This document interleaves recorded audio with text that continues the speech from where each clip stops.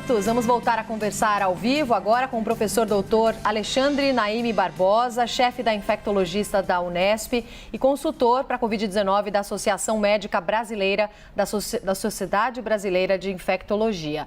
Doutor, você estava explicando para a gente quais sintomas estão mais comuns identificados nessas novas cepas, nessas novas variantes que circulam também aqui no nosso país, né? E dizendo também que esses sintomas estão ficando cada vez mais parecidos com uma gripe, um resfriado comum, porque a gente tinha, por exemplo, a falta de olfato, de paladar, como um sintoma que chamava muita atenção para pessoas que poderiam estar com a Covid-19 e que os relatos vêm sendo menos frequentes nos últimos meses, pelo menos. Agora, doutor, essas novas variantes, a gente já tem alguma indicação da letalidade? Os quadros, de fato, têm sido mais ou menos graves? Os médicos conseguem fazer essa observação?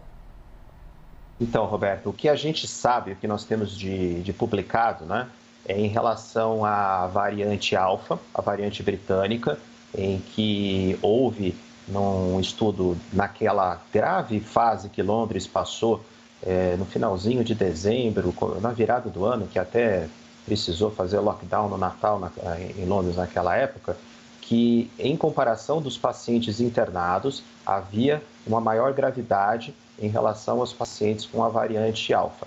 Aqui no Brasil, vários estudos estão em andamento tentando entender a mesma coisa. Será que a nossa variante, a P1, que agora tem o nome de gama, ela é mais ou menos patogênica se comparado cabeça a cabeça, né, paciente por paciente, com o vírus original? Isso a gente não tem resposta.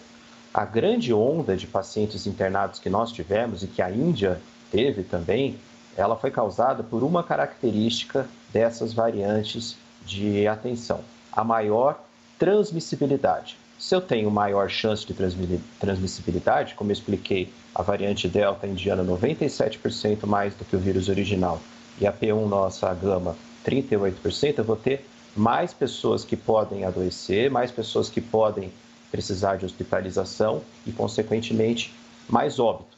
Mas, necessariamente, depois de algum tempo, a gente pode perceber que, apesar desse alto número de pessoas internadas e de óbito, ele, em termos comparativos com a variante original, começa a perder patogenicidade. Isso é uma pergunta que a gente precisa responder ainda, mas existem tanto estudos aqui no Brasil em andamento em relação a P1, se é um vírus mais ou menos agressivo, apesar da maior transmissibilidade, e na Índia também isso está acontecendo.